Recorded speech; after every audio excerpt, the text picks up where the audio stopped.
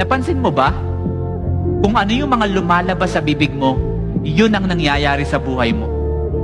Pag lagi mong sinasabi wala kang pag-asa, wala ka talagang pag-asa. Pag sinasabi mo na wala kang pera, wala ka talagang pera. Pag lagi mong sinasabi na hindi ka nagagaling, hindi ka na talaga gagaling. Because sabi ng Biblia, the abundance of the heart, the mouth. And I want you to know, hindi yun ang design natin. Kasi minsan, nakakalimutan natin yung identity natin, di ba? Ipapaalala ko lang kung sino ka. Anak ka ng Panginoon at malaki ang plano niya sa'yo. At ang gusto niya ay ikaw ay lumaban. So I want to pray for you as I end.